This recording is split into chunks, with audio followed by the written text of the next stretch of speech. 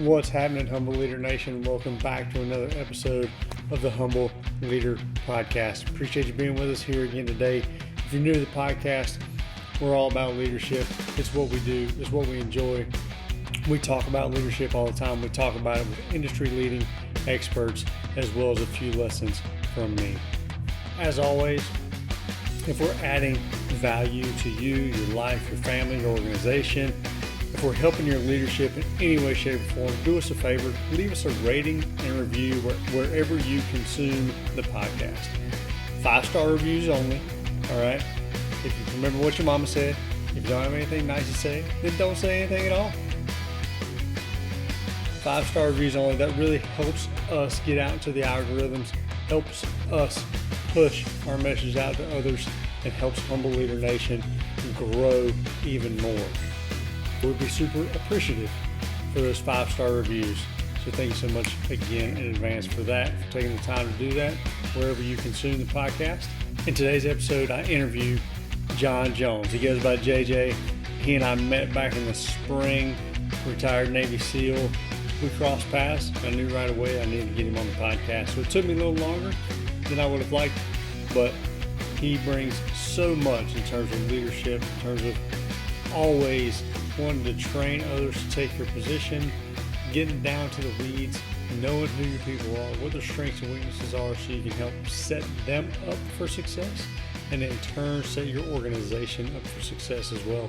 I hope you enjoy my interview with JJ because he brought so much value in a leadership perspective. So sit back, buckle up, enjoy this interview. I appreciate you being on the podcast this morning, dude. For everybody that doesn't know who John Jones is, I'll give you a little background on him, and then you can feel free to chime in with anything else that you'd like. But JJ, he joined the Navy in 92 as an enlisted guy, eventually went on, got his college degree, became a naval officer, and graduated BUDS training, SEALs training in 2001. And from there, his career just exploded and took off, and he did great things for the country and for the Navy up until 2018 when he retired. So some of the things that he did while in the Navy included protective service detail for newly elected Iraqi officials. He did some stuff with special boat teams. He ended up wrapping up his career up at Special Operations Command North before he finally ended up retiring out of there back in 2018. So he's been retired out of the Navy for about 5 years now. But part of that time was in the reserves, did some active duty time, did some reserve time. And while you were with the reserves, you actually got a job working for the state of Texas, and you helped stand up a new division that they had within their public safety department, was the Intelligence and Counterterrorism Division. And now you currently are the vice president for Reveille Proving Grounds. So, man, you've done a lot. You got around. Is there anything else you want people to know about you? I like long walks on the beach, that type of thing. No, I appreciate that. And thanks for the introduction. Thanks for having me being on here, Jeremy. It is humble in itself. I love the title Humble Leaders. And I think a lot of the military guys are that's where we come in. That's where we kind of have a good advantage in the civilian sector, is that we know we don't expect praise when we do great things. And a lot of our warriors who have now doing that transition to the civilian world understand that. And that's one aspect I think that a lot of the civilians didn't have that opportunity or have that ability to learn how to be humble in combat, because what we do, we're not doing it for awards, we're not doing it for medals, and half the time you don't get the medals or the awards anyways. So and even when you do get written up for them, plenty of times I wrote guys up for silver stars and bronze stars, and sometimes it got turned down and you shook your head. Okay, so and that's what gives us another special ability character. Sorry, I digress. But yeah, love being here and had a great career. Was blessed with a lot of great opportunities and surrounded with a lot of great leaders and everything else. So I've been very blessed in my career with that. You and we met back this spring for the first time. We were both helping out with an innovation course that the Air Force was putting on. We're trying to help. I was coaching a team. You were providing an industry perspective. And then obviously your subject matter expertise throughout your career, providing a little help with some of the teams and stuff there as well. And I knew After having just a couple conversations with you, I need to have you on the podcast and let others hear some of your story too. So I appreciate you being here. I'm excited about it. It's a blessing to be here. I gotta ask, as I was looking through your bio, we were having some conversations. One of the things I noticed is that you get out of buds in 01, you find yourself over in Iraq in 03, and you're standing up protective service detail for newly elected Iraqi officials. I was in country around the same time they were having their first election. We was providing security for all the voting sites and stuff within our region. And you end up getting assigned to protecting the ones that got elected. So there was a anxiety and angst and everything just around the voting sites from the people wondering if they were going to be safe. I can only imagine the stress level that these elected officials had. How did you navigate those waters to keep them relaxed and let them know that you were going to do everything within your powers to keep them safe? I don't know if I kept them. Well, I kept their one. That was like I think I was on my second or third deployment when we were doing that. So we did a lot of training with that from the point we had. And this is a thing that a lot of people don't realize. When you go overseas, usually the SEALs or a SOF team, because that's one of our requirements, is to have PSD protection training. So we go to a lot of the Secret Service schools, from vehicle driving, as far as convoy driving and all that kind of. That's one of our requirements when we deploy. So one of our pillars that we have to have, checked off when we go over there. A lot of times when you have even U.S. dignitaries that come in, VIPs, we will get pulled off what we're doing and we'll get tasked while they're in country to be either Secret Service. Usually if it's our U.S. people, Secret Service has, they're in charge and we're supporting them because we've been there. We know all the routes, we know where to go, where not to go and everything else. And we do the outer layer of security for those guys.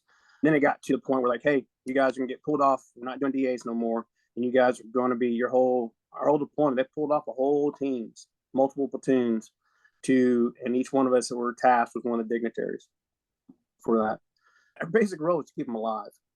So you have a cultural change there too, versus how they're used to their military and their secret or their bodyguards protecting them, because a lot of these guys are in these positions. They come from somewhere, they're elitists within that, within that country. So it's not like there's very few of them didn't have an experience with that.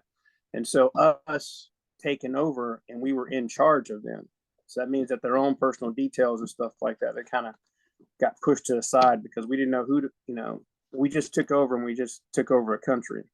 So we don't know who's who in the zoo. There's no database telling me that, hey, Joe Bob, this is what his resume was, There is no LinkedIn over there. There's no career builder, none of that to look on guys' resumes and stuff like that. So, but with the dignitaries themselves, a lot of the times was getting to, and you had different personalities. Some of them were elitists where, hey, you were just here to support me and you had to work that ego rollout, which I call as the ego challenge.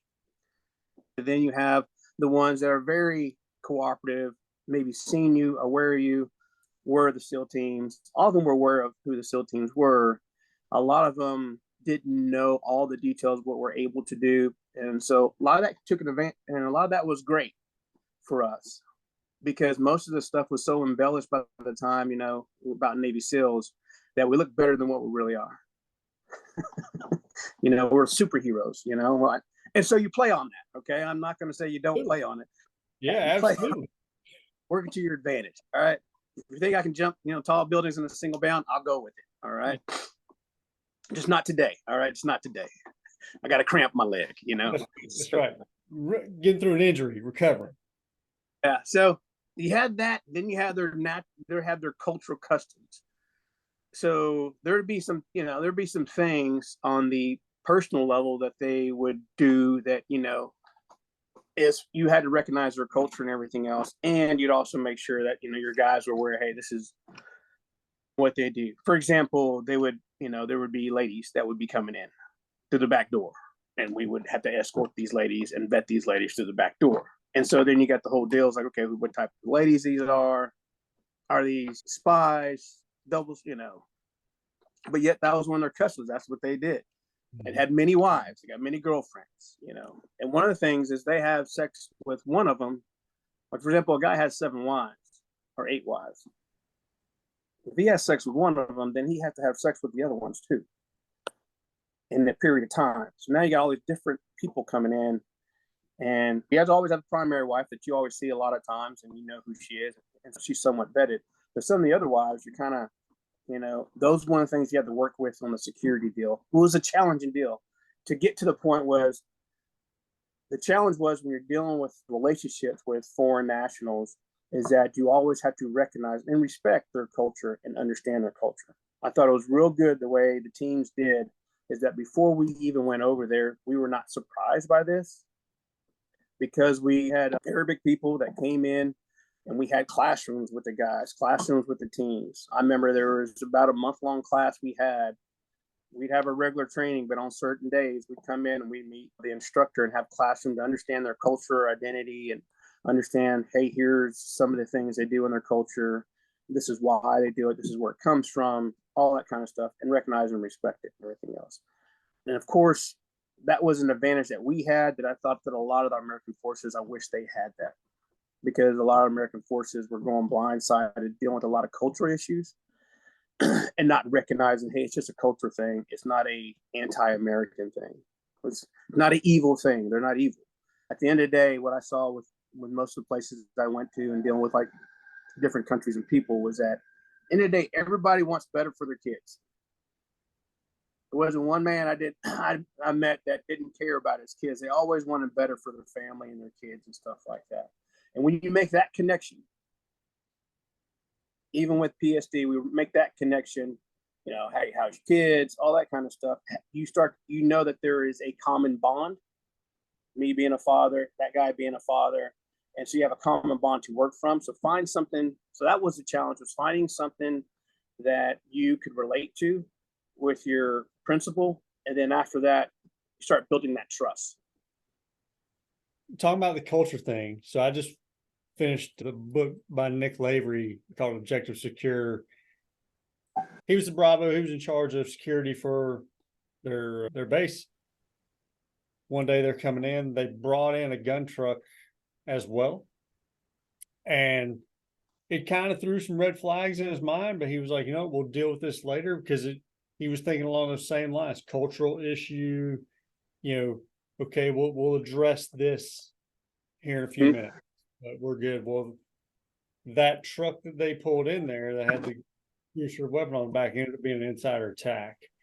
And so a lot of guys lost their lives. He ended up losing a leg, and he's the first special operations dude to get returned back to a team with an above the knee amputation. Pretty good story, pretty good book, but that relates to a certain extent what you were just talking about. Like, man, there's a lot of things to consider. How do you weigh some of those cultural norms out and still keep them protected? Because, okay, this may be the wife, but she's bringing in somebody else. How do you be like, nah, I'm sorry, if she could come in, she's one of the wives, but you cannot?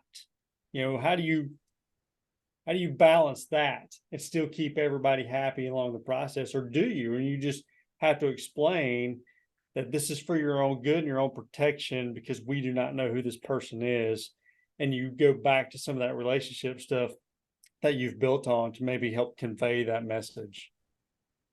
So those two examples with a vehicle coming in, with one of their vehicles coming in with a weapon on it versus a woman coming in, there's to me, there's a little bit difference there. On the woman that's coming in, I'm not worried about her taking out my guys. You know, I'm worried about her, a double agent or an agent that's going to go in and kill and do an assassination or something like that on the principal. That would mind. So there's a different policy and procedures that we go through, and a lot of that stuff when you're dealing with foreign adversaries, utilize the resources around you when you have the time. So, for example, when he's bringing, and sometimes they don't tell you that they're bringing these individuals in, and you don't want to, you know, piss off the principal either, but you got to have that relationship up front. Number one, hey, I'm here to protect you, but also I'm here to get about a bunch, like 16 guys back home alive. So any time that their life is in danger, and that means if their life's in danger, your life is definitely in danger. Therefore, hey, I'm going to make the call. And then if you don't agree with it at the time, we'll talk about it later. But if I'm making that call right then and there, it's because of the fact that, hey, if I piss you off because your feelings are hurt or I mess up some culture, we will have to lick those wounds afterward because the priority is keeping everybody alive. On the woman deal, that's like a process you have to like develop on hand because you don't know if you're going to be in a palace. Where are you at when you start bringing these women in? That kind of deal too. It changes a lot of the security measures that I can't go into details of how we would do that as far as tactics and procedures. But there's definitely other resources out there, and that's a key to a lot of these things. And challenges. When you're talking about leadership challenges, you're dealing with other people, dealing with different cultures. I was listening to a podcast with Kevin Hart on the other day, and he brought up a deal that he was doing with trying to give financial advice and teach Black Americans in the interurban areas financial advice because nobody knows how to deal with money. And he partnered up with a couple of banks, and those banks were going to send white guys, financial advisor white guys, into these Black neighborhoods, which probably wasn't going to go sell right, So that culturally was not going to work out. However, if they found guys like Kevin Hart, guys who were pretty successful and understood money and send them in, that is a good sell point.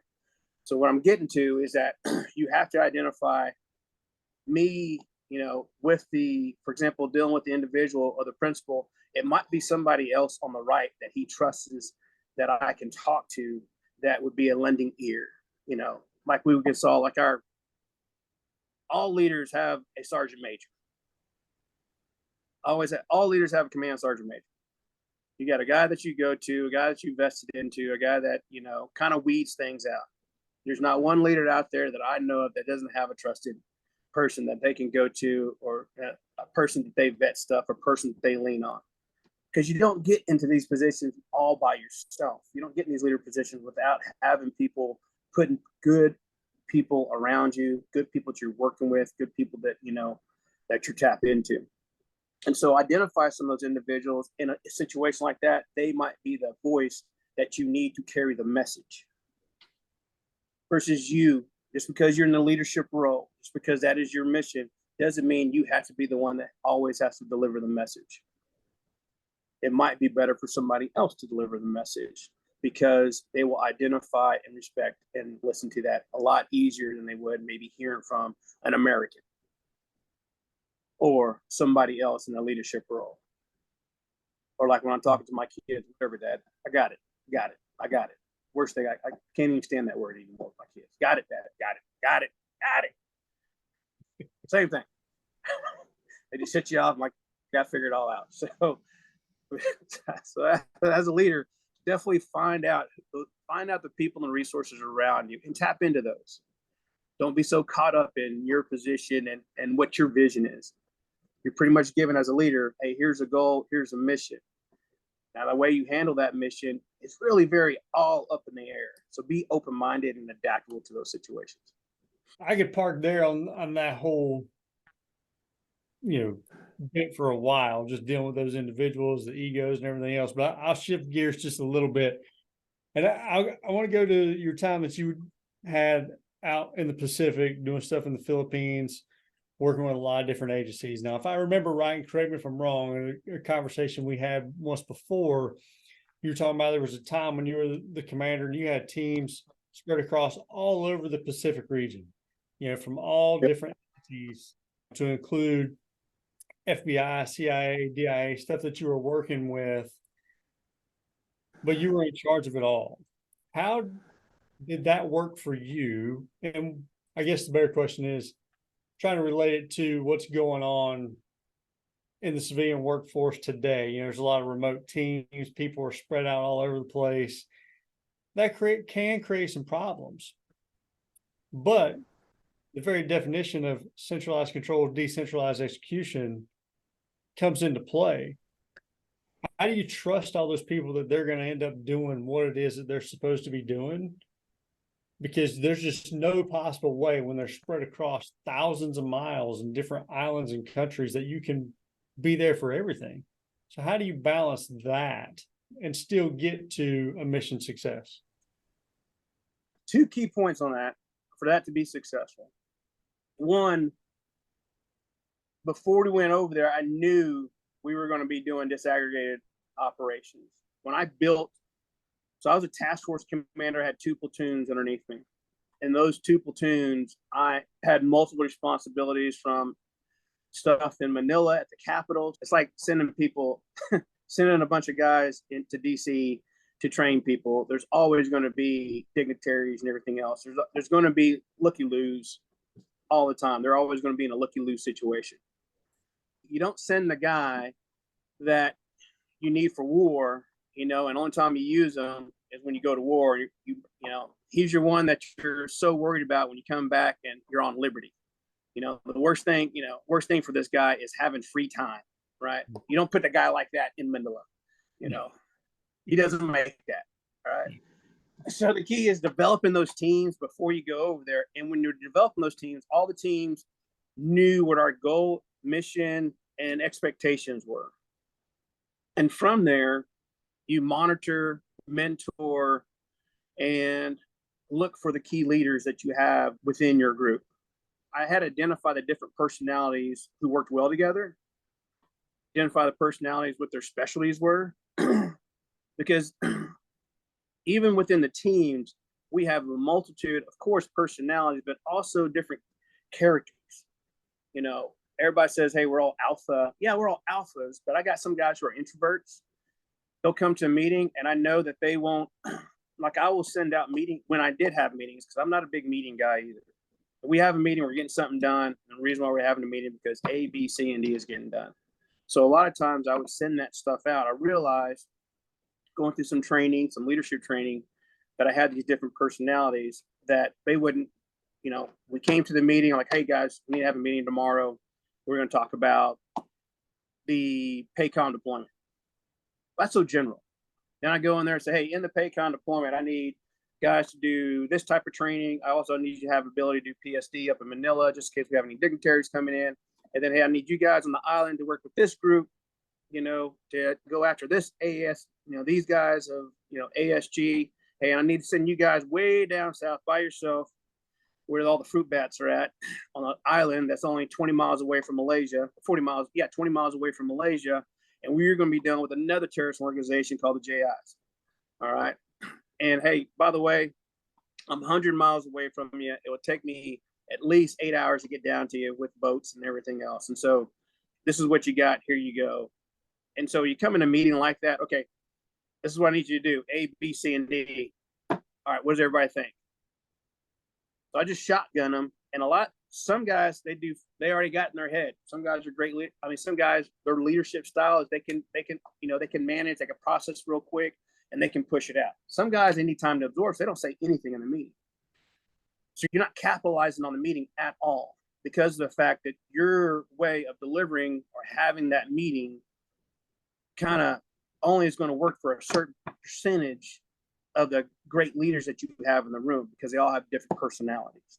Some people need to take it and absorb it. And of course, if we're getting shot at, every one of those guys, instinct, leadership will kick in at any time. But this right now, we're not getting shot at. And so guys will say, hey, why I need to be in a rush. I need time to think about this. I have time to think and come up with a thought. So that's why I always put an agenda. It got me to change the way I delivered stuff. So before I'd have a meeting, you'd see the agenda, you'd see the topics, and this is what I'm looking for. And that was for that other portion of guys that need that. So when I send that out beforehand, when we came to the meeting, I had usually close to 100% participation, 100% of dialogue, 100% of people giving their inputs. This is what I was thinking. So now you got buy-in. Everybody's working on what they thought what was the best way to skin this cat. Some guys like, hey, I would do real good with that. And then they started almost self-developing their own teams, or guys started self-identifying which role that they would best fit in. Versus me having to choose it, 75% of it, with exception of new guys, they don't get no say. Well, of course they get say-so in it, but I'm like, well, hey man, I need you over here. You got to go over here. I came up with once it was the new guys was always my gems. I always thought, not because they didn't, because the fact they didn't know anything. So they had a totally outside the box way of looking things, and so many leaders miss that. So many leaders assume because they don't know anything and know your experience and your business that they really don't have any insight or value to provide, which is totally opposite. They have a totally different perspective to provide with the current technology that they're working with, that they're all into, that you've been on deployments back and forth. You're just trying to come back. You're not worried about the latest technology. You're not worried about what's going on in the world. You're just worried about getting back to mama and the kids. Chill out a little bit. Can I have a decent beer? Yeah. I just want a T-bone. That's all I want. So you're not worried about later.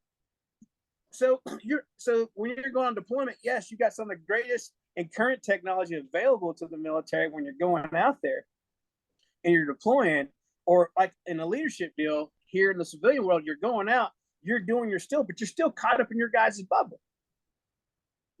Your technology, the software you guys use, the new gadgets that, your company created, the new gadgets that your company just bought. Hey, look at this little widget. Hey, we like to use this. It makes it so much better. And then you got this outside guy coming in, like, all right, we're going to teach you about our widgets, but you don't listen to like, hey, by the way, there's a whole bunch of other better widgets out there. Your guys' widget really out to date. Oh, be quiet. This goes through a big, don't tap into that. Tap into the new guys, but tap in. They bring value to the team. They bring value and insight.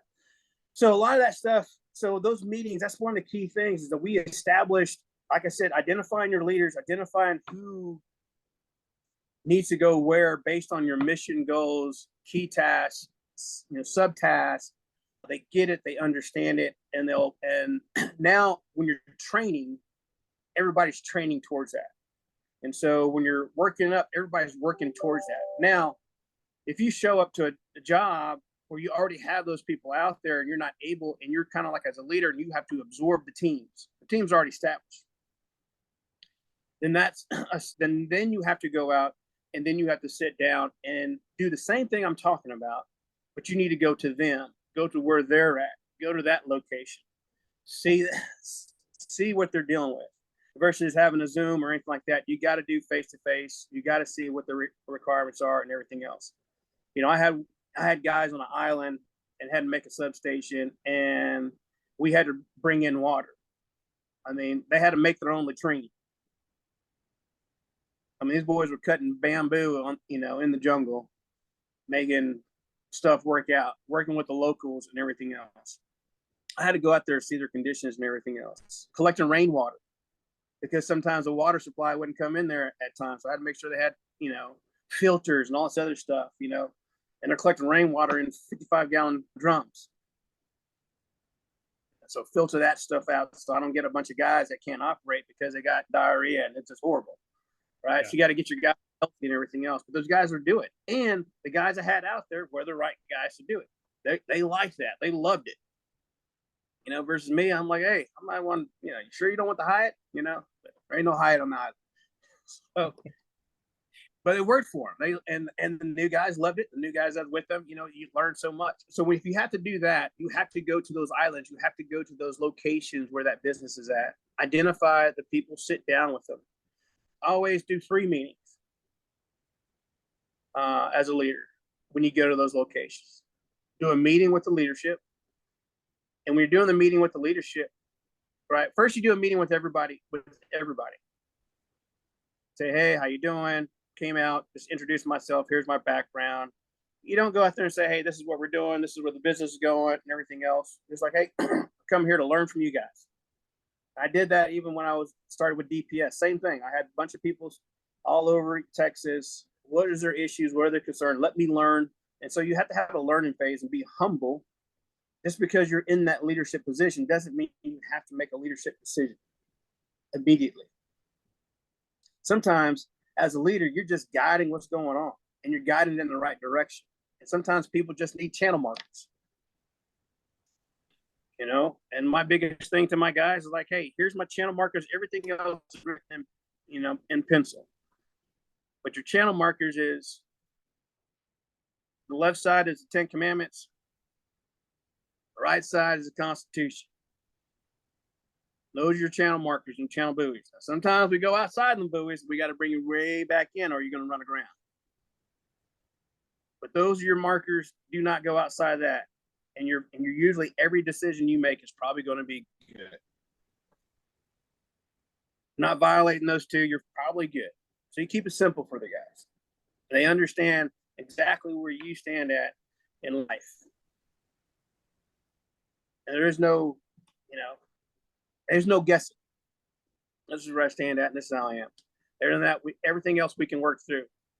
If there is a policy out there that doesn't make sense, which a lot of times from starting the war off in 2003 to now, there's so many policies we have changed, you know, so many procedures. I remember that time it used to drive me crazy that we're over there in Iraq and the Army convoy was required to do the fastest they can go is 25 miles an hour in a convoy. And they always had that little light on the back of those Humvees. I remember that. So, I remember that. yeah, so you could see them and everything else. And they used to get hammered with IEDs, right? Versus us, we like, no, you know, we changed our policy quick over there. We would go, our number one vehicle was the slowest vehicle out of the Humvees was the number one vehicle.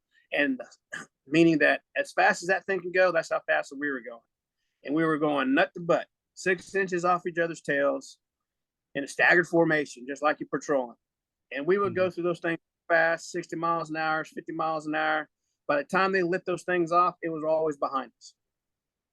But we changed the procedure versus a lot of people got stuck in that policy. And I'm like, hey, those are just pencil. It's just policy. It's not the law. You got to, you know, you got to be able to change it. And so with my guys, like, hey, understand that when there's a lot of things that we do is because we learned it from knowledge and experience, but it's not saying that you can't provide or you don't have insight to a better way of doing it.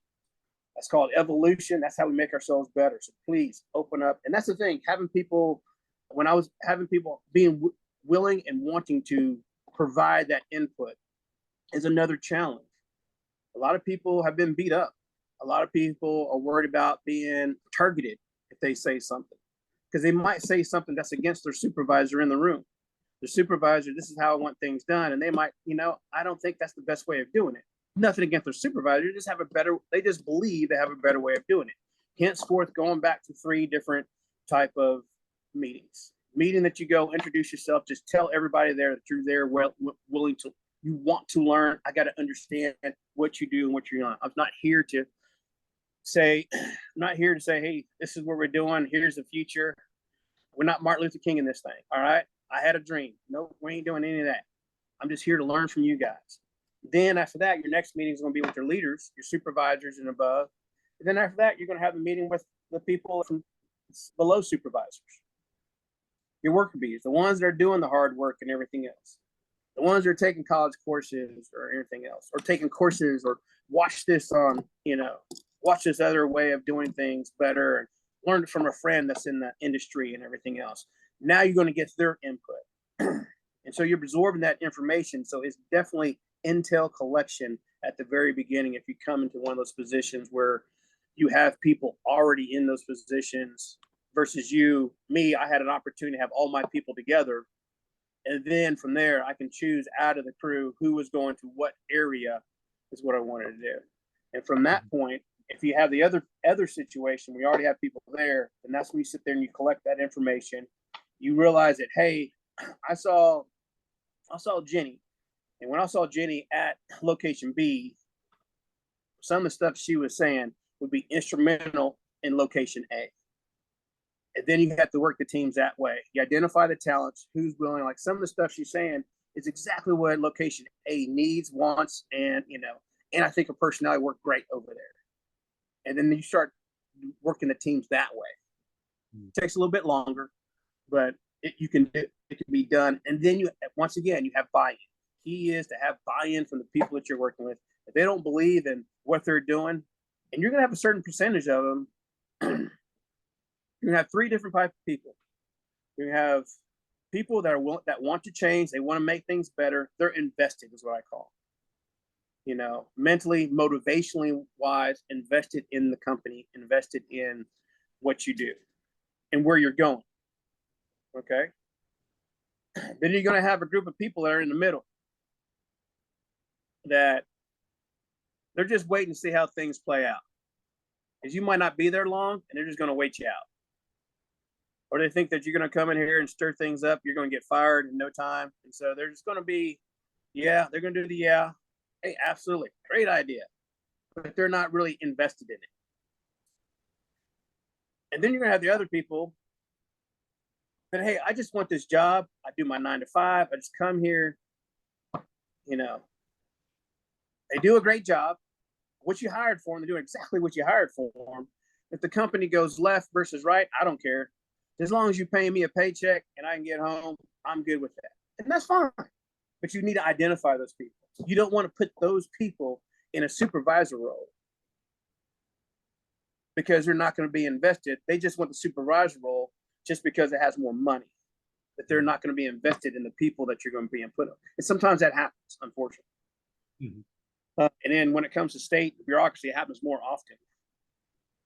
I see there than I do see in the civilian company. I mean, when I say the civilian sector versus state government and military sector. Again, I could park on everything you just talked about. I'm already up to 2 pages of notes and we're 30 minutes in. So, I mean, I could park on the stuff you're talking about for a long time, but I'll shift gears one more time. And I'll ask you a question about when you first came off active duty, went over to the reserves, still needed a job. You ended up working for the state of Texas and you took over and you started the Intelligence and Counterterrorism Division. So you were the chief of that. And you guys basically had to try to figure out how to get all the law enforcement to communicate, better, right? And again, correct me if I'm wrong, if I'm telling this story wrong, going off some memory here, but you went in and the system that they were trying to put in place wasn't working. And the state had invested like $8 million or so into this, and it just was not working. And you had to go in and explain to your boss, hey, we're going to have to scrap this and start again. So I'm sure that went over like a fart in church, but it was necessary in order to get the job done and get this branch off the ground and up and running. So can you explain kind of how all that played out? Yeah. So when we started the division, the director was a very big visionary, great guy, big visionary. And his goal was to, just like we did in the military, and we learned from Panama, the reason why you had SOCOM is that people weren't working together, they weren't communicating, everybody's doing their own thing in their own different ways, and it was not a communication. That's a big issue in law enforcement because everybody's kind of like the king of their own domain. So you got a lot of egos, but when 9/11 happened, a lot of money started going out, kind of like we had in the military, you had the GWAT funds, well, they had 9/11 funds that were going out there for, terrorism and everything else. So a lot of people started buying a lot of technology to collect data, to not collect data, it's data they already had. So let me correct that. A lot of these law enforcement agencies had data already, but they did not know how to link the data. So they're buying a lot of software out there. Vendors were going crazy because they knew all these municipalities, state government, local government had all this money coming to them from Homeland Security, DHS funds. And so everybody, all these vendors, hey, here's a new widget, here's a new toy. So when I got there, we're trying to develop a common operating picture for the state, meaning that local law enforcement can tap into it. They can see the same data we're seeing, but put it on a geospatial platform. So pretty much we were developing Google Earth on steroids. All right. We had multiple layers from emergency management, like how many pipelines we're going through to where all the DUIs are at. Where have been all the crashes, DUI crash, and the crashes, and not only crashes, okay, was this crashes linked to a DUI? And where have all the arrests been, the robberies, all that kind of stuff? Because in one county, this probably in almost in everybody on the phone on the podcast can relate to is that every county, there's going to be a town, and that town has its local police. Also, that county is going to have a county sheriff. And then you have the state department that has, the state troopers or state agents, all operating probably in your county. All three different law, and all three of them have different jurisdictions. Police usually have to stay within their police jurisdiction. But what happens when a gang member comes into the town, commits a crime, then takes off outside of the town to his house, has a domestic dispute where the sheriff comes in, takes off, runs in his car, and then now have a trooper that pulls him over and realizes he has multiple warrants for his arrest and he's linked, to a gang affiliation. Well, guess what usually happens? The domestic dispute that the sheriff had to deal with at his house is going straight into the sheriff's database. The local law enforcement on that gang member that was dealing with that within town of what he's doing, it goes to that local law enforcement. The state trooper who pulled him over on a warrant that arrested him, he is dealing with that. And there's a link, there's a okay, because this guy right here, the sheriff doesn't identify him as a gang. He just identifies him as Joe Bob. However, they don't realize that the state and this gang member, for example, he's a Mexican mafia guy. Well, there's a state, they're their tier one, in the state of Texas, Mexican mafia is our tier one gangs that we're targeting. I mean, we have a whole task force in the state that is focused on that. And that's FBI, DEA, everybody that's working on that. Yet they don't have that information that guy just had an issue in the city because it went to that local city's database, had an issue in the county because that sheriff just put him down as Joe Bob. However, the trooper is the one that kind of sparked it because he noticed that he was listed in his database as a gang member. So now only thing we got is the trooper, and we're missing those other things. And so how do you have a gang member was in these three physical different locations, which also builds up in the intelligence world, it also builds up a life pattern. He has a pattern. Where's his pattern at? Where does he operate at? And those are three separate different locations that have been an asset to not only the people that are targeting him as a gang, but also good to know for that sheriff. Hey, I didn't realize this guy was a Mexican mafia. I got Mexican mafia in my town, and we would see that. So once we started developing that co-op, developing that common operating picture, then a lot of people started seeing the details. Like, I didn't realize that we had this many gang members in my town, and we're able to share that information. But before that, what is everybody on? Because like I said, the technology came in, and one of the things I said at the first, do not get caught up in your method or in your bubble, in your technology, in your widget. Go out and start talking to people. So I went out when I first got there. I went out, and the reason why I had to come back and tell them this is a bad idea was I went out to all these different local law enforcement that already spent millions of grant money, dollars that they didn't have, and dollars that they couldn't reinvest. And the common operation picture they had was something similar to like we called Esri, right? It was an Esri type of format, kind of like what we use in the military for the longest. Because during the 9/11, a lot of the stuff that we were using in the military is what was being published to law enforcement. And Esri was a lead for us in the military and DOD, not Google Maps. Google Earth was not on stage or as prominent back then. And what it is that this particular common operating picture, we're using a Google type of format, which was not common to a lot of these local law enforcement. So I went out and talked to them and said, hey, how do I get, and I talked to, the smart people, IT people, how can we get that connection? Well, they have an Esri platform. We need to make sure we have that same type of platform in order for A and B to communicate. And once again, when you haven't disaggregated and you're trying to work with partners, communication. I spend more time on the phone, more time outside of my office, just communicating and meeting with people than I did just sitting behind a desk. Because you got to maintain the wire of communication with those individuals. So I come back to the boss, and I realized that even though we had a real cool platform, we had a real cool technology, we had to change the guts of it because nobody else was going to be willing to do it. No, so even though we had a cool technology, matter of fact, it was less expensive. And we saw the great things that that technology was going to have, but it was going to be years down the road before these other agencies were able to adapt or connect to that. And I needed to connect to them now and offer them something because I was offering them our information, not necessarily requiring them to donate their information to us. And so when I told the boss, hey, what our system, our backbone of our system, we're going to have to scrap. Yeah, they weren't too happy about it, but at least they had the structure, so we were able to, you know, work with some of that, and it opened up so many doors just by changing our format and just eating that peel, that $1 million peel. We tripled that in just because all these other guys invested millions, hundreds of thousands in their systems, but by just, you know, swallowing that pill, changing our format, we had millions and millions of data and connections that were created because of that.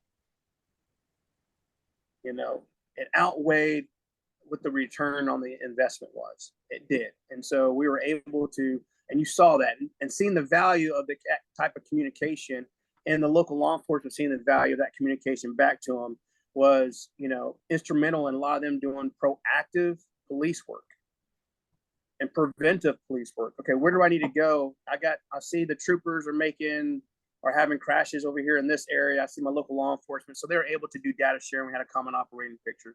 But first, the first key to that was going out and seeing who your customers, what they're doing, what their needs are, versus me trying to push the widget on them, say, hey, I got this new widget. Hey, you as my customer, I think this will work better for you.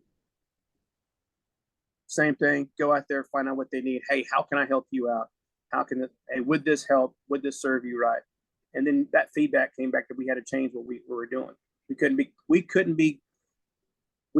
not be stuck to the widget that we just created. We had to change our widget.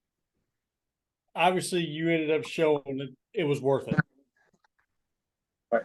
Was that a difficult sell though to start with, because you know you didn't have the tangible data that the bean counters really want?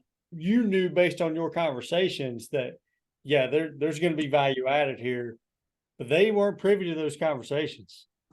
So no, you know, how hard was that pill to swallow for the bosses when you're able to say, you got to trust me on this? So like I was saying earlier, sometimes so who's going to be the expert in talking about technology and it not working, or the best way for technology to work? Well, you don't talk to JJ.